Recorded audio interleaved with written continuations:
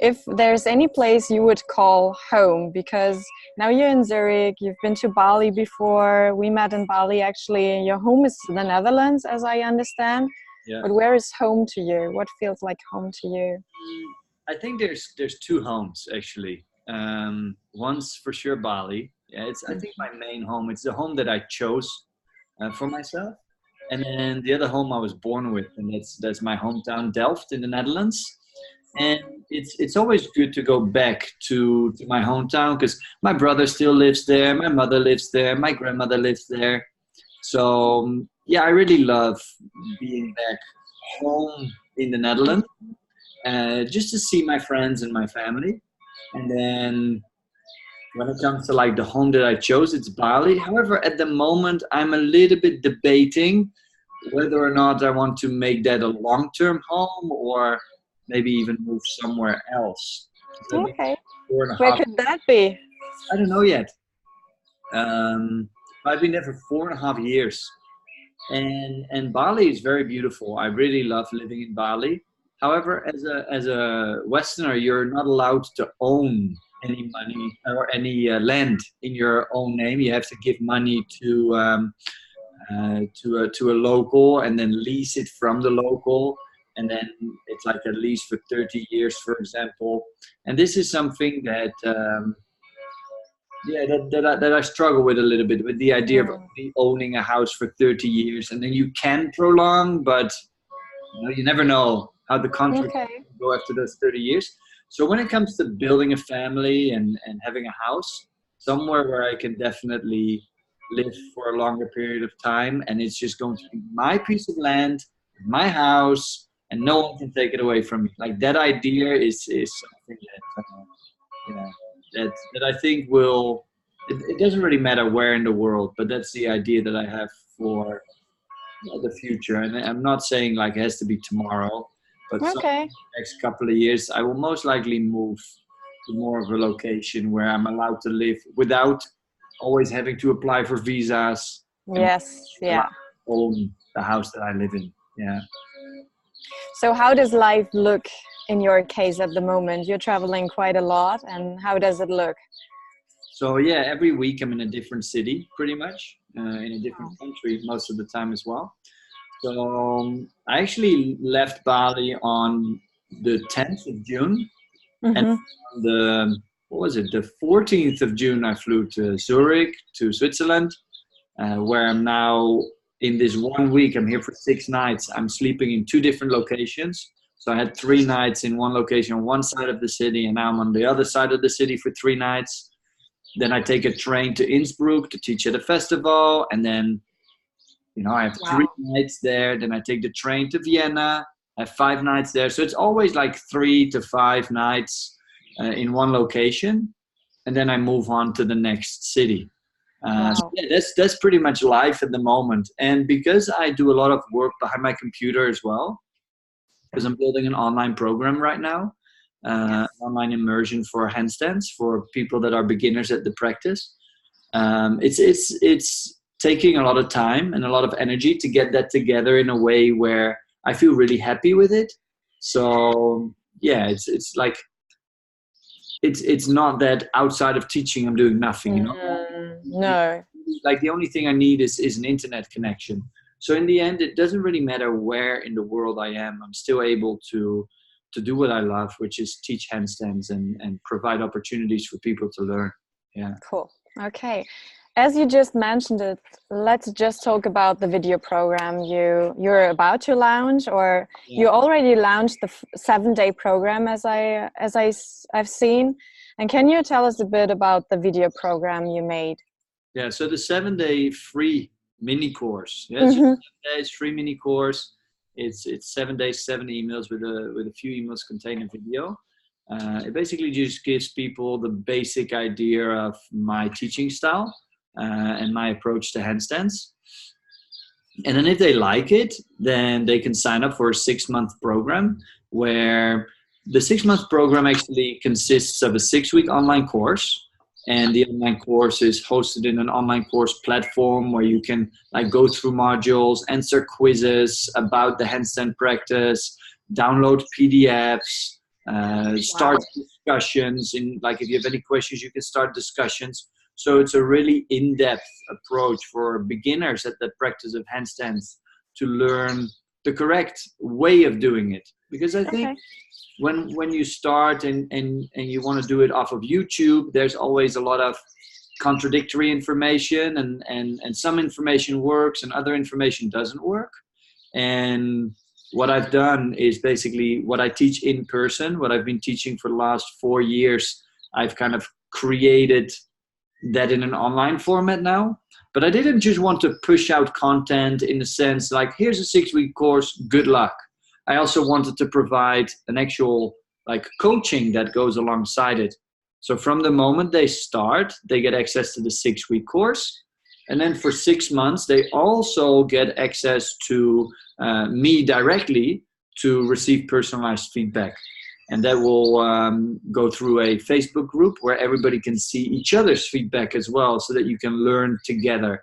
And it's really about the group of people that learn together instead of just, one-on-ones. It builds more of a community, and also like makes it more fun to keep the practice going. Yeah, that's what we did after our handstands retreat, right? And I find it very useful. So yeah, it's a nice idea to do it that way. So good. The Facebook group will be available for people that join the in-person training for 1 week, like you did, or the online immersion. Yeah, it's like people that have done one of the two or both, like they are in the Facebook group. And you get lifetime access to the 6-week course, and you get lifetime access to the Facebook group. It's just the online coaching part where I'm actively involved in coaching and giving feedback. It's like I'll make sure that every single post someone has during the 6 months gets a reply. Then afterwards, some will get a reply, other posts not. Like, it depends on how much time I have. Like, I really love handstands. I really love teaching handstands. So like, even if the 6 months are over, if I have the time, like, I'll still give people feedback. I don't mind. I give people like good when it comes to standing on their hands. Yeah, I still really appreciate that. That's so cool. That's really generous. Yeah, the website is called the Handstand Academy, right? Yeah, we'll put it in the blog entry as well, so that people can just click the link right away and don't have to go searching for it anywhere. We just put it in. So how's your practice? How's your handstand practice? It's running good. Well, I have to do a lot of yoga asanas as well, as I'm a yoga teacher. So I cannot only focus on handstands, but actually just this morning I worked on straddle handstands, and I really feel that I get a little bit better step by step. And my aim was to hold handstand for about 8 to 10 seconds after 1 month after Bali, and it worked out. So I'm really happy with that. Yeah, you really motivated us to do that, and it's running good. Well, Thank you. You're welcome. Yeah, I have some more yoga related questions maybe, because we do have a lot of readers who are actually yoga practitioners. And as I understand, you started as a monk actually, then you had your own business in the Netherlands. Then you went to Bali and you've been a yoga teacher there, and now you're a hand balancer, right? Yeah. So what is it that the hand balances or the handstands give you that none of the former disciplines could give you, actually? I think there's nothing specifically that it gives me that nothing else was able to give me. It's just like, I think all of us, but especially me in the beginning, I was like looking for what would make me most happy. Yeah, it was like, was it Shaolin Kung Fu and being a monk in China? Was it running all sorts of businesses? Was it electronical engineering in university? Or was it communication sciences? And I specialized in climate change. And like, there was all these things that I was doing to try to figure out what I wanted to do in life and what I wanted to like bring to the world, what my contribution was going to be. And it took a while. It took a long. There's a fly here. It took a while. It took a long time to to figure out what that was. And now it landed on my nose. So it took a while to figure out what that was. And I first started handstanding in China when I was a monk. There was a part of the training that we did, because we were about training 12 hours a day, Shaolin Kung Fu. And part of the training was handstands. And I really loved it immediately. I thought it was a fun challenge. And I was scared in the beginning, and I thought I wasn't strong enough. And I was like, oh my God, what's going to happen? And for me, it was great to overcome that fear and to basically the strength. It wasn't that I wasn't strong enough. I just told myself I wasn't strong enough. I had all these self-limiting beliefs. And then I kept the practice of handstands going. And when I moved to Bali, about 4.5 years ago now, that's when I started practicing yoga. And in the meantime, I did my yoga teacher trainings. I also did some acrobatic yoga teacher trainings, and I did some Thai massage trainings. The fly is annoying me. But I did some, life. did some Thai massage trainings. The fly wants attention. I did some Thai massage trainings as well. And then I started teaching at Radiantly Alive in Ubud, which was an opportunity for me to share all sorts of different movement modalities. So I was teaching acro yoga, I was teaching handstands, and I was teaching arm balances. And then I was also teaching vinyasa flow and gentle morning flows and soft evening flows. So I had an opportunity to really taste all the different ways of teaching. Now, in essence, I'm just very passionate about teaching things. Yeah. And in the end, it doesn't really matter what it is I'm teaching, whether it's like something business related or something traveling related or something movement related. I just love to teach in a way that like I can help people get to the next level, whether it's in understanding or in confidence or in skills. Mm-hmm. And because I really fell in love with practicing handstands so much, and if I would have half an hour a day to practice, I would always practice handstands. I would never do anything else. So it was kind of my thing that I would always return to. Oh, I only have a little bit of time. I'll just do handstands. Yeah. And then I started noticing that a lot of people were really resonating with the way I was teaching handstands.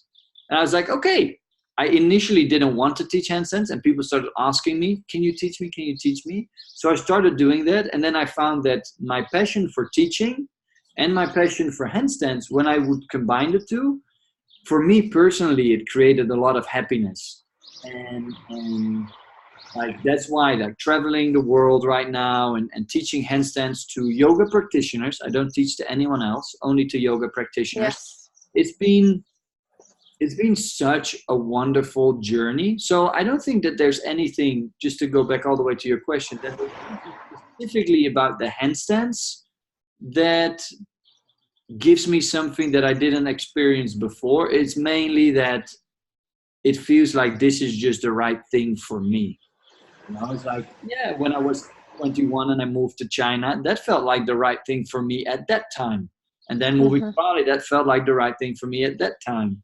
And right now, today, the right thing for me feels just like teaching handstands to yoga practitioners all over the world and making sure that people like actually get it. Yeah. So that they go home after a workshop, or they do the 6-month program, and they just go like, wow, I'm actually starting to be able to do it. Yeah. Cool. Is there something spiritual about handstands for you? Yeah, I think you can make anything spiritual.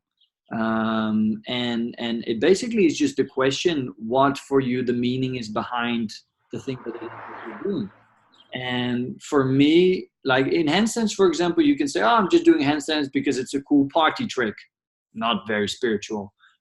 You can also look at handstands as a tool that you can use to learn all sorts of elements that are going to be beneficial in your life. And patience is a big one of them. Mm-hmm. It's like, oh, I want to learn handstands. I want to get away from the wall now. I want to support myself for 30 seconds today. And It's just not going to happen. Yeah. Are you going to be patient, or are you going to give up? And this is how, for example, that element of a handstand is already going to translate into other areas of your life. Now, another thing is the self-limiting beliefs, or the stories that you tell yourself of, I'm not strong enough, I cannot support myself upside down, I'm a clumsy person.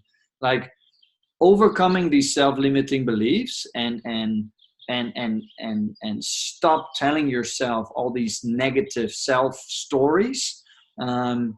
It will change. Like, when you are able to change that with handstands, because with handstands I see it comes up with almost all of my beginner students. When you overcome that fear or that self-limiting beliefs of you not being strong enough, then right away that boost in self-confidence will translate in other areas of your life as well. Yeah. So if you then look at handstands, you can say, oh, it's not yoga, it's circus, or it's, whatever it is. Well, like, you can find yoga in anything as long as you put the yoga inside of it. You can sweep your house or do vacuum cleaning with a yoga mindset. You can cook meal with a yoga mindset. You can do handstands as well with a yoga mindset. Or you can choose to do it without a yoga mindset. And that's up to you. So the spiritual part of handstands is really what you put into it. That's a good answer. I love that. Yeah. Where do you think does the fascination with handstands come from in the yoga world at the moment? Because I really see everyone posting images of themselves doing handstands on Instagram, and I wonder, where does this come from? Well, I don't know for sure, but if I would have to like give you my ideas on it, then what I think, like, it's really unique. It's almost like when you can do a handstand, that shows that you've put in a lot of effort, a lot of energy, a lot of patience, a lot of commitment. So the ability to do a handstand, I feel like, to a certain extent, shows character. Also, if you would walk down the street and you will see someone that is very fit and looks very healthy, and then next to that person is someone that looks very unhealthy and very unfit, then it says something to a certain degree about these people's personalities. Yeah. And for a handstand, I think it's something similar. It doesn't make you a better person or a worse person, but it does show that you have put in the effort required to be able to do a handstand, and that you've really committed to the practice, and that you're not the kind of person that gives up quickly. Yeah. So I don't really know what the fascination is exactly. And as I said, handstanding doesn't make you a better person. There's all sorts of things in which you can learn patience and commitment. So it's not like if you're not able to do a handstand, you're less good than someone that is able to do a handstand. It's a tool that is very visual as well. It's very like, oh wow, look, like it's very engaging. And I feel nowadays like everybody wants to be seen and wants to be heard and wants to like be told that they're doing a good job. Like they're looking for some sort of gratification from other people. And if you can then do a handstand, well, one of the biggest forms of gratification that you can get, whoa, amazing, I can't do that. How did you get there? Like, can you teach me? Like, it really gives you that input from other people. However, I think it's only if you really care about that gratification. Because at some point you get to a level in your practice, and I feel this for myself right now, I don't care. I have nothing to prove. I'm doing this because I love them. If someone tells me my practice is not good enough, I don't care. If someone tells me that my practice is amazing, I also don't care. Yeah, because I do it for me. So I think this fascination of handstands, it's just like everybody knows it's difficult. And that means that when you're able to do it, then you must be good at the practice of yoga. Oh, this is of course not true. Yeah. If you are good at handstands, the only thing you're good at is handstands. Yes. Like it's not going to make you a better person, as I said. It's not going to like make you better at other areas of yoga. It's No. and then when you think about handstands as a yoga asana, you can say that yoga asanas are on a spectrum from physically easy to challenging and mentally easy to challenging. Now, seated meditation, just with your legs crossed and your hands on your knees and your eyes closed, is very easy on the body, but it's very difficult on the mind. Yeah, a handstand is very difficult on the body, but you have to be so focused in order to be able to do it that it becomes very easy on the mind to not think about all sorts of other things. Yeah? So the more challenging the asana is on a physical level, the easier it is on a mental level. And the easier it is on a physical level, the more challenging it becomes on a mental level. So you could actually argue that people that do cross-legged meditation and can calm their mind for hours and hours at end, they have a higher level of mindfulness yoga practice, let's say, than a handstand that just does a handstand. And because you need to quiet the mind when you're in a handstand. Yes, There's no choice. If you think about dinner, boom, especially in the beginning. At some point, you get good enough and you can start again. Yeah. Okay. I think I've got 2 more questions if we still have time, if you don't mind. Cool. One question that is really interesting, I think, for everyone is, how does your daily handstand routine, your daily practice look like at the moment? And yeah, how did it develop over the years? Yeah, so it's important to, like, for me, whenever I want to start a practice, I need to be able to support my weight onto my hands in a 90-degree angle without feeling any pain. So my warm-up is as long as it needs to be, so that I can support weight without feeling any pain in my wrist. As long as I feel pain in the wrists, I do not go into a handstand. And this is my suggestion for everyone, because if you feel pain in the wrist and then you go on your hands and you put all your weight onto your hands and therefore on your wrists, it's going to aggravate it and it will cause injury, and then you cannot practice. So my practice therefore looks mainly as an elaborate warm-up, especially for the wrists, which are the weakest link of your handstand. Then afterwards, I do some handstand exercises with the wall. Yeah, always just to calibrate, to make it clean, to refine a little bit, because the wall is a great tool. It's a perfect tool that gives you direct feedback in your practice. And then after I've done that, then I go into the middle of the room, and then I practice it depends on the day. On one day I might practice my one arm. On the other day I might practice handstand presses or handstand push-ups. Other days I might just really focus on holding it for as long as I can and building shoulder endurance. So the handstand practice has many different areas, many different elements.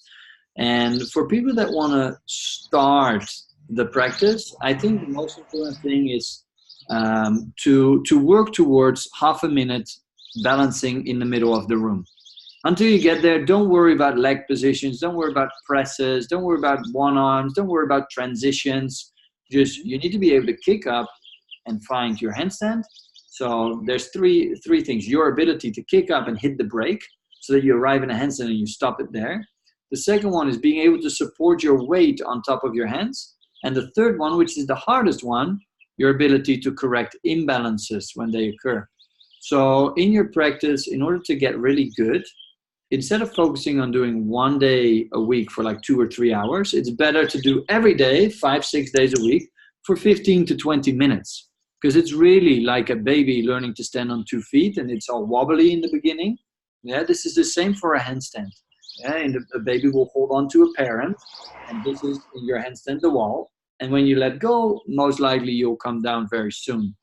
So expose yourself as much as you can to the handstand and to the experience of balance in a single practice without feeling pain in the wrist. So my practice, because it's my job, yeah, this is what I do for a living. So it's kind of my office hours as well. So about 4 to 6 hours a day is what I practice. And this is my warm-up and my wall drills, and in the middle of the room, and then I do a cool down, and I might do some extra stretching in relation to handstand specific flexibility.